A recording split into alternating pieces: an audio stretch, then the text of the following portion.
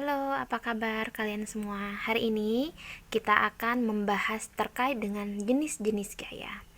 Baiklah, sebelumnya jangan lupa ya, subscribe, like, dan komen. Nah, sebelumnya kalian kan sudah mempelajari nih terkait dengan hukum Newton, di mana hukum Newton itu sebenarnya ada 3, hukum 1 Newton, hukum 2 Newton, dan hukum 3 Newton. Nah, kali ini untuk memanfaatkan berlakunya hukum Newton tersebut, maka kita mesti mengenal dulu lebih jauh terkait dengan jenis-jenis gaya. Nah, gaya-gaya yang dipelajari di kelas ini semuanya ada 4 jenis gaya. Walaupun sebenarnya kalau kita tinjau lebih dalam lagi ada banyak lagi gaya tersebut. Nah, gaya itu apa sih? Ya, sebenarnya secara intuisi, gaya itu merupakan tarikan atau dorongan. Jadi ketika ada sebuah kegiatan yang menghasilkan sebuah tarikan atau dorongan, yaitu namanya gaya. Tapi secara universal atau secara umum, gaya itu adalah suatu interaksi antara benda satu dengan benda yang lain. Akibat interaksi tersebut menghasilkan adanya perpindahan benda, adanya perubahan bentuk. Nah, itu merupakan gaya. Pertama-tama kita akan membahas terkait dengan gaya gesekan. Nah, gaya gesekan itu merupakan gaya yang bekerja antara dua permukaan benda yang saling bersentuhan. Jadi syaratnya terjadi gaya gesekan itu adalah mesti ada dua benda dan mesti saling bersentuhan. Jika tidak bersentuhan maka tidak terjadi yang namanya gaya gesekan. Nah, kemudian arah gayanya itu selalu berlawanan dengan kecenderungan arah gerak benda. Jadi misalkan nih ada sebuah benda. Bendanya itu bergerak ke kanan. Nih pergerakannya ke kanan. Maka ada gaya gesekan karena bendanya bergerak di atas permukaan. Nah, gaya gesekannya itu selalu berlawanan arah dengan arah gerak bendanya. Jadi karena arah gerak bendanya ke kanan, maka gaya gesekannya pasti ke kiri. Maka kita buat nih arah gayanya ke kiri. Nah, simbol gaya gesekan itu sendiri adalah F. F kecil ya. Jadi gaya gesekan itu simbolnya adalah F kecil. Nah, kemudian untuk benda yang bergerak di udara itu ternyata luas permukaannya mempengaruhi. Jadi semakin besar luas permukaannya, maka gaya gesekannya juga semakin besar. Nah, ini terjadi di peristiwa para layang. Jadi kalau misalkan payungnya itu besar, maka gaya gesekannya besar. Ketika gaya gesekannya besar, pasti gerak bendanya ketika menuruni suatu bukit atau suatu gunung menggunakan parasut itu semakin semakin lamban geraknya. Karena apa? Karena gaya gesekannya semakin besar. Nah, kemudian khusus untuk benda padat yang bergerak di benda padat juga, misalkan nih seperti ini, ada batu bergerak di permukaan lantai, maka luas permukaannya itu tidak berpengaruh terhadap pergerakannya. Jadi mau berapapun luas permukaan batunya ya tetap gaya gesekannya itu tetap sama dengan luas permukaannya yang kecil, walaupun sebenarnya kedua batu itu masanya sama. Nah, kemudian gaya gesekan itu terbagi menjadi dua. Apa saja? Ada yang namanya gaya gesekan statis dan ada yang namanya gaya gesekan kinetis. Apa beda kedua gaya gesekan tersebut? Jadi, gaya gesekan statis itu atau disingkat dengan Fs ya, lambangnya Fs. F itu gaya, S itu statis. Gaya gesekan yang bekerja pada benda selama benda tersebut masih diam. Jadi ketika bendanya belum bergerak atau tepat akan bergerak, maka gaya gesekan yang berlaku itu adalah gaya gesekan statis. Nah, kemudian gaya gesekan statis itu bisa dicari dengan cara ini, dengan cara mengalihkan koefisien gesekan statis dikali dengan N. N itu apa? N itu adalah gaya normalnya. Jadi N itu sama dengan gaya normalnya. Apa itu gaya normal? Gaya normal itu akan kita pelajari pada pokok bahasan selanjutnya. Nah, kemudian Ada gaya gesekan kinetis. Nah, gaya gesekan kinetis itu atau FK berlaku ketika ada benda yang bergerak di permukaan yang kasar, maka terjadi gaya gesekan yang namanya gaya gesekan kinetis. Jadi beda ya antara statis dengan kinetis. Kalau statis itu gaya gesekan terjadi pada benda yang diam atau benda itu tepat atau akan bergerak. Namun kalau gaya gesekan kinetis itu gaya gesekan yang terjadi pada benda yang bergerak. Nah, kemudian untuk perumusannya terkait dengan gaya gesekan kinetis itu adalah perkalian antara koefisien gesekan kinetis dikali dengan N. N ini adalah gaya normalnya. Nah, kemudian bagaimana sih penerapannya dalam soal? Baiklah, kita lihat ya. Jadi di sini ada sebuah contoh soal nih. Sebuah balok diletakkan pada sebuah meja. Massa balok 4 kg, percepatan gravitasi 10 meter per sekon. Koefisien gesekan kinetis dan statisnya adalah 0,2 dan 0,4. Analisalah apakah balok bergerak atau tidak. Tentukan besar gaya gesekan dan percepatan balok jika gaya tariknya ada 3 ya. Kalau gaya tariknya 6 Newton, kalau gaya tariknya 16 Newton, dan terakhir 20 Newton. Baiklah, langkah pertama sebelum kita mengerjakan soal ya pastinya kita akan menentukan apa saja yang diketahui dari soal. Dari sini ada tertera massa balok 4 kilo. Nah, massa itu lambangnya adalah M, maka M sama dengan 4 kilo. Kemudian di sini juga ada tertera percepatan gravitasi 10 meter per sekon kuadrat, di mana percepatan gravitasi itu simbolnya adalah G, sama dengan 10 meter per sekon kuadrat. Nah, kemudian ada koefisien gesekan kinetis dan statis. Berarti ini angka yang pertama itu pasti kinetis dulu. Jadi di sini ada dua pilihan ya, 0,2 atau 0,4. Karena koefisien gesekan kinetis dulu yang dituliskan, maka 0,2-nya sebagai koefisien gesekan kinetis dan 0,4-nya sebagai koefisien gesekan statis. Di mana koefisien gesekan kinetis itu mu K, jadi ini bacanya mu. Dan koefisien gesekan statis itu mu S. Nah, dari situ yang ditanya adalah yang pertama, apakah balok itu bergerak? Nah, kemudian yang kedua, berapa gaya gesekannya dan percepatannya kalau gaya dorongnya atau gaya tariknya itu diubah-ubah mulai dari 6, 16 sama 20. Baiklah, langkah pertama itu adalah kita mesti menggambar kejadian ini terlebih dahulu. Karena di sini balok kayu itu diletakkan pada sebuah meja, maka kita gambar permukaan meja dengan balok kayunya. Nah, kemudian dari sini kita harus menganalisis gaya-gaya yang bekerja. Ya, walaupun kita langkah pertama kan baru mempelajari gaya gesekan ya, tapi sebenarnya ada gaya-gaya yang lain yang terjadi pada sebuah benda. Karena bendanya ini kan bermassa, maka ada yang namanya gaya berat. Nah, gaya berat itu arahnya selalu ke bawah. Jadi di sini dari titik pusat massa bendanya ditarik anak panah ke bawah, ini namanya gaya berat.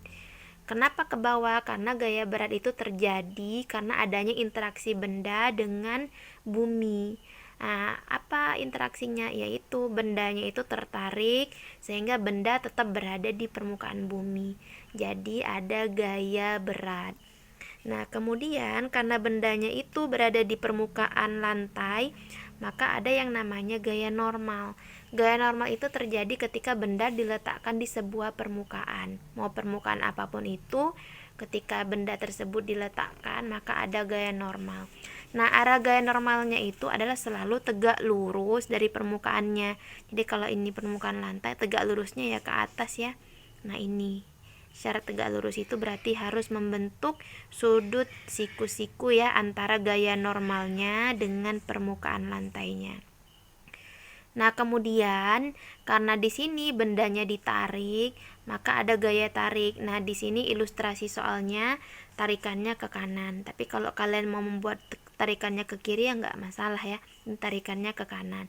Sehingga ketika gaya tariknya ke kanan, otomatis kan gerak benda pasti ke kanan. Ketika gerak benda ke kanan, otomatis ada gaya gesek karena permukaan lantainya ini kasar. Gaya gesekannya kemana? Ya berlawanan arah dengan geraknya, yaitu ke kiri. Maka di sini dibuat gaya namanya adalah Fs atau gaya gesekan. Nah, kemudian dari sini kita harus menentukan besar dari tiap-tiap gaya, terutama gaya berat dengan gaya normalnya. Kenapa? Karena untuk mencari gaya gesekan statis dan gaya gesekan kinetis, kita lihat lagi tadi, perlu tahu gaya normalnya. Jadi gaya normalnya perlu dicari terlebih dahulu. Bagaimana cara mencari gaya normal? Nah, kita lihat di sini. Gaya normal itu arahnya vertikal. Maka kita mencari gaya normalnya dengan cara mengumpulkan seluruh gaya yang gayanya bekerja secara vertikal. Apa saja itu? Atau tegak ya. Ada gaya normal, ada gaya berat. Dua-duanya bekerja secara vertikal, namun arahnya berbeda. Di mana gaya normal arahnya ke atas dan gaya berat arahnya ke bawah. Dan ingat, benda ini tidak bergerak ke atas atau ke bawah, tetapi bergeraknya ke kanan. Jadi pergerakan secara vertikal ini tidak ada, sehingga di sini seluruh gaya-gaya yang bekerja secara vertikal, ini vertikal ya, secara vertikal itu sama dengan 0. Karena apa? Karena benda tidak bergerak ke atas atau ke bawah. Nah, dari sini kita lihat di sini yang arahnya ke atas itu positif dan arahnya ke bawah negatif. Maka dari sini N kita kurang dengan W karena N positif, W-nya negatif ya. Maka N dikurang W itu sama dengan 0. Nah, kemudian bagaimana kita cari N-nya? Maka W-nya mesti pindah ruas. Ya udah. Berarti kalau W-nya pindah ruas, negatif berubah jadi positif karena dia pindah ruas. Nah, ini. W itu apa? Gaya berat. Bagaimana sih cara mencari gaya berat? Simple aja. Gaya berat itu adalah perkalian massa dikali gravitasinya. Nah, tadi sudah diketahui nih, massanya 4 kilo. Percepatan gravitasinya 10, tinggal kita kali. 4 kilo dikali 10 meter per sekon kuadrat. 4 kali 10 itu adalah 40. Gabungan kilogram dengan meter per sekon kuadrat itu adalah newton. Nah, ini ya. Jadi, gaya normalnya sama dengan gaya berat sebesar 40 newton. Nah, dari sini baru kita bisa menentukan gaya gesekan statis maksimumnya terlebih dahulu. Kenapa harus ditentukan? Karena kita tidak tahu apakah benda ini sedang dalam keadaan diam atau bergerak. Sesuai dengan pertanyaannya kan, analisis apakah balok bergerak atau tidak. Nah, berarti langsung kita menentukan gaya gesekan statisnya terlebih dahulu, di mana gaya gesekan statis itu adalah perkalian antara koefisien gesekan statis dikali dengan gaya normalnya. Berapa tadi koefisien gesekan statisnya? 0,4 dikali gaya normal. Gaya normal tadi yang sudah kita cari yaitu 40 newton. Tinggal dikali. Caranya bagaimana? Angka kali angka, 4 kali 4 hasilnya 16. Karena di sini ada satu angka di belakang koma yaitu angka 4, maka 0 di sini kepakai untuk menghilangkan komanya. Habis ya, jadi hasilnya adalah 16 newton.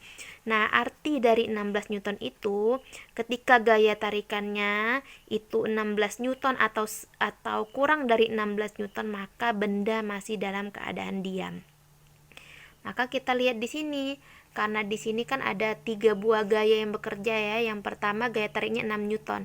Jelas 6 newton kan pasti kurang dari 16 newton. Maka untuk gaya tariknya 6 newton pasti benda tidak bergerak. Nah, kemudian yang kedua, bagaimana dengan gaya tariknya 16 newton? Nah, lihat di sini, gaya gesekan statisnya 16 newton. Ternyata gaya tarik dengan gaya gesekan statisnya sama. Maka tetap benda tidak akan bergerak. Benda tidak akan bergerak karena apa? Karena benda tepat akan bergerak. Jadi bendanya masih belum bergerak, masih tepat akan bergerak, baru mau mulai bergerak. Jadi tetap bendanya untuk yang ini bendanya tepat akan bergerak ya, gitu, atau baru mulai bergerak. Dimana gaya gesekannya tetap sama ya, yaitu gaya gesekannya adalah 16 newton. Sama dengan yang pertama, gaya gesekannya masih tetap 16 Newton. Nah, kemudian karena bendanya belum bergerak, maka percepatannya sama dengan 0. Kemudian kita lanjut, yaitu untuk yang ketiga, yaitu gaya gesekan, gaya tariknya sebesar 20 Newton. Nah, di sini ketika gaya tariknya sebesar 20 Newton lebih besar daripada gaya gesekannya.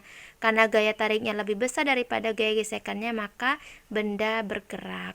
Nah, kalau untuk kasus benda bergerak, artinya apa di sini? Gaya gesekan yang digunakan tidak lagi gaya gesekan statis, tetapi gaya gesekan kinetis. Nah, bagaimana cara mencari gaya gesekan kinetisnya? Sama seperti persamaan yang tadi kita sudah pelajari ya, dimana gaya gesekan kinetis itu dengan cara mengalihkan koefisien kinetis dengan gaya normalnya. Jadi, ketika memang gaya tariknya lebih besar daripada gaya gesekan statis, benda bergerak, maka koefisien gesekan yang digunakan adalah koefisien gesekan kinetis, di mana koefisien gesekan kinetis itu sebesar 0,2. Tinggal kita kali aja 0,2 dikali gaya normalnya. Gaya normalnya berapa tadi? 40, atau di sini kan diuraikan kembali ya. 0,2 kali 40 ya udah berarti angka dikali angka 2 kali 4 8. Karena satu angka di belakang koma maka hilang nolnya. Jadi hasilnya gaya gesekan kinetisnya sebesar 8 Newton. Nah, dari sini artinya kalau bendanya bergerak ada percepatan yang terjadi. Bagaimana cara mencari percepatannya? Nah, cara mencari percepatannya kita menggunakan hukum 2 Newton. Di mana hukum 2 Newton itu adalah sigma F sama dengan M kali A. Kenapa di sini ada simbol X-nya? Karena benda bergerak dalam sumbu X atau benda bergerak secara mendatar. Nah, kita lihat di sini sigma itu adalah jumlah gaya-gaya yang bekerja di sumbu X. Nah, untuk arah mendatar itu gaya-gaya yang bekerja ada berapa? Arahnya mendatar. Ada dua, ada gaya tarik dan ada gaya gesekan. Di mana gaya tarik itu searah dengan gerak benda dan gaya gesekan berlawanan arah dengan gerak benda. Jadi, ketika searah dengan gerak benda berarti gaya tariknya positif. Sedangkan kalau berlawanan dengan arah dengan gerak benda berarti gayanya negatif. Di sini gaya yang negatif adalah gaya gesekan. Ya udah, jadi tinggal dikurang aja ya. Gaya tarik dikurang gaya gesekan sama dengan M kali A. Masukin aja gaya tariknya tadi kan 20, gaya gesekannya 8. Sama dengan M kali A. M itu adalah massa.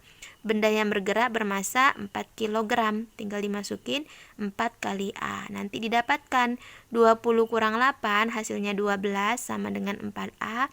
Nah, untuk mencari A atau percepatannya tinggal kita bagi 12 dengan 4. Hasilnya adalah 3 meter per sekon kuadrat. Baiklah, sekian. Kita lanjut ya untuk pokok bahasan selanjutnya. Nah, untuk pokok bahasan selanjutnya adalah kita akan mempelajari gaya berat. Sebenarnya tadi sudah diulas ya secara singkat terkait dengan gaya berat, di mana gaya berat itu simbolnya adalah W atau bahasa Inggrisnya adalah wedge. Gaya yang terjadi karena adanya gaya gravitasi bumi yang bekerja pada suatu benda. Nah, di mana satuan gaya berat sama dengan gaya yang lainnya yaitu Newton. Nah, cara mencari gaya berat itu adalah dengan mengalihkan massa dengan percepatan gravitasi. Jadi, gaya berat ini terjadi pada benda-benda yang bermassa dan mengalami gaya gravitasi, maka pasti ada gaya beratnya. Nah, bagaimana cara menganalisis gaya berat? Gaya berat itu arahnya selalu ke bawah ya. Jadi, arah gaya berat itu selalu ke bawah. Mau bagaimanapun posisinya itu arahnya selalu ke bawah.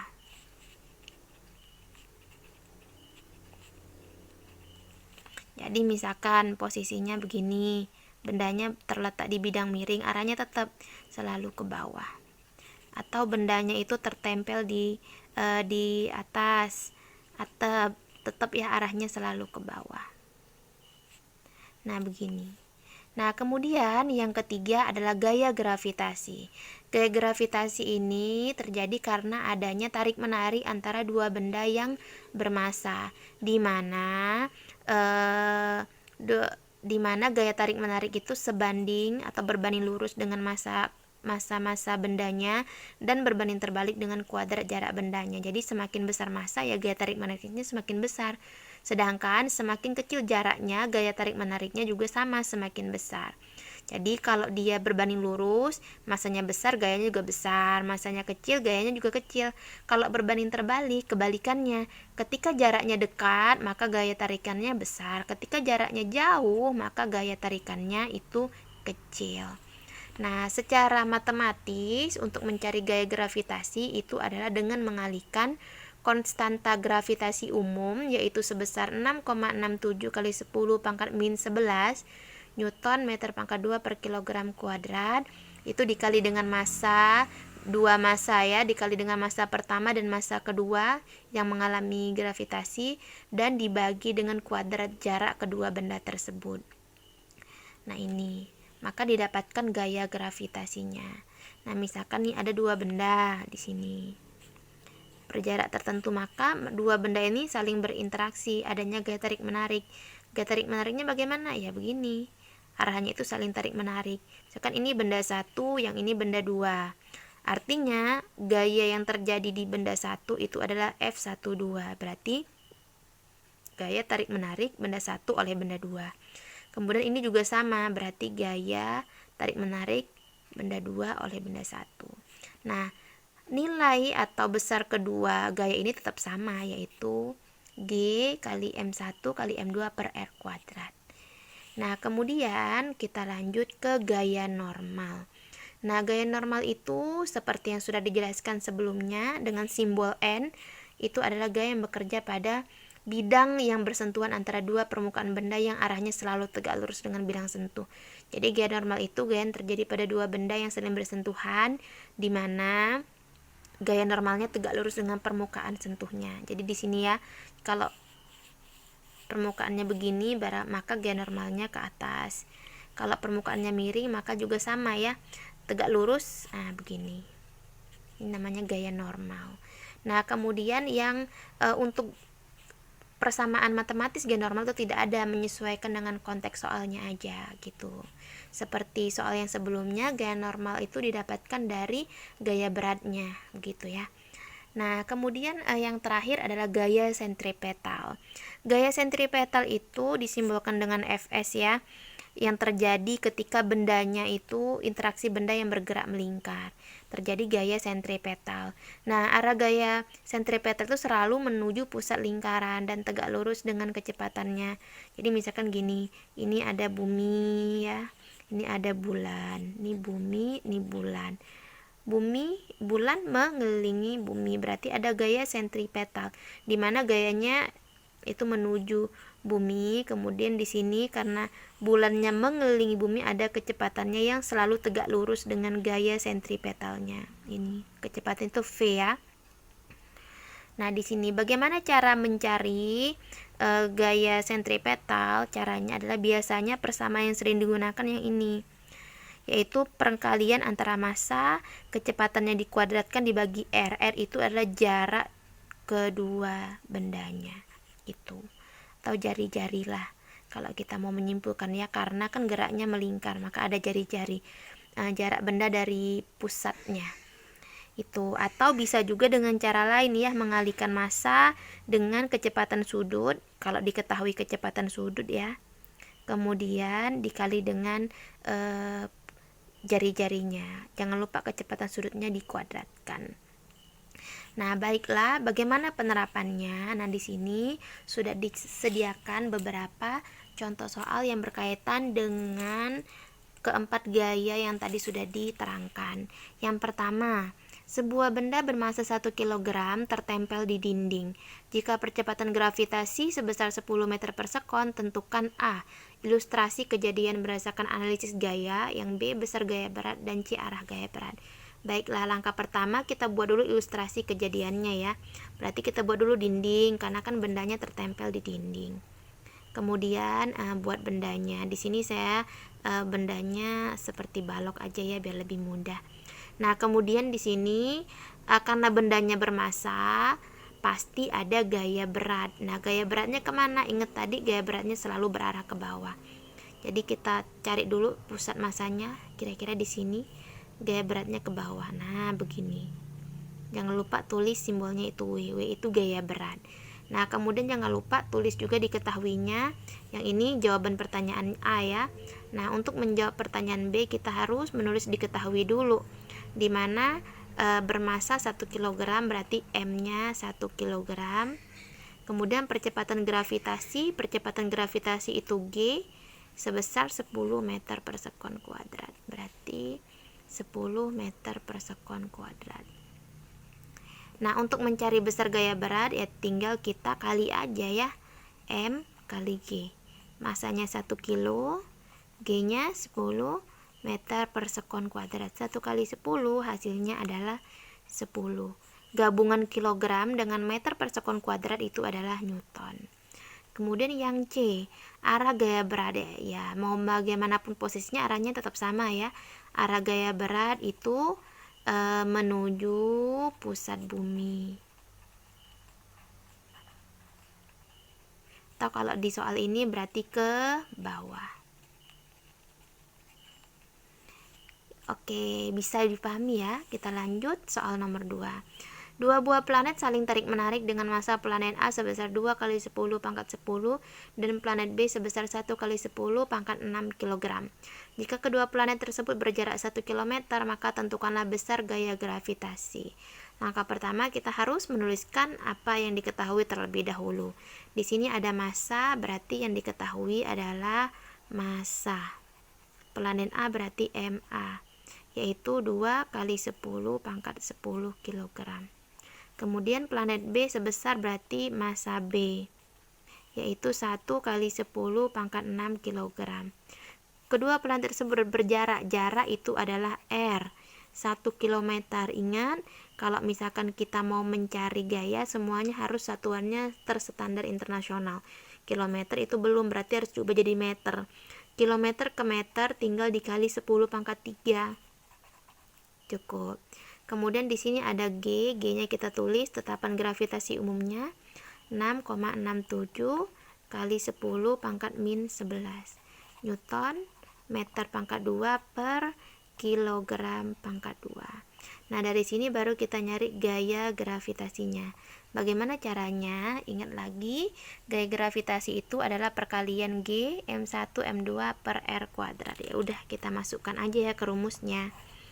Jadi G, gaya gravitasi itu sama dengan G, karena di sini benda 1 benda 2 nya adalah benda A benda B, ya udah kita ganti aja MA kali MB per R kuadrat.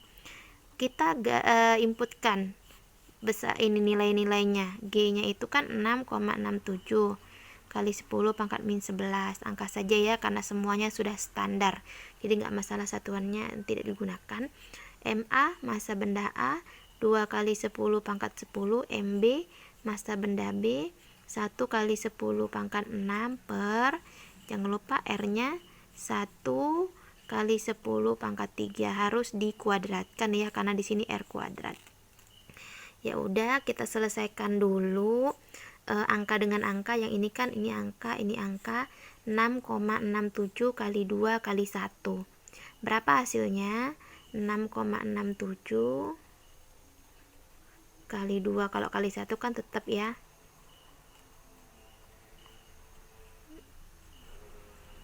Dua angka belakang koma jadi 13,34 dikali, karena bilangan berpangkat ini berarti bisa ditambahkan pangkatnya. Kenapa? Karena bilangan berpangkatnya dikali.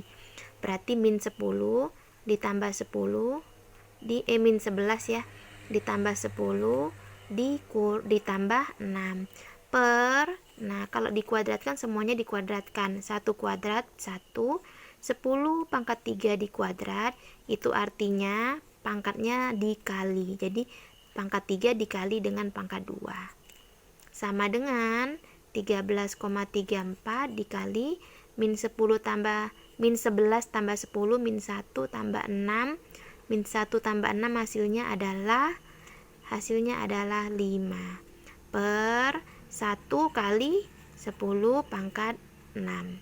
Nah, ketika bilangan berpangkatnya dibagi, cara cepatnya tinggal kita kurangkan saja pangkatnya. Jadi 13,34 dikali 10 pangkat 5 kurang 6. Berapakah 5 kurang 6? Hasilnya adalah min 1. kali 10 pangkat min 1. Jangan lupa satuannya Newton karena gaya yang ditanya ya. Oke.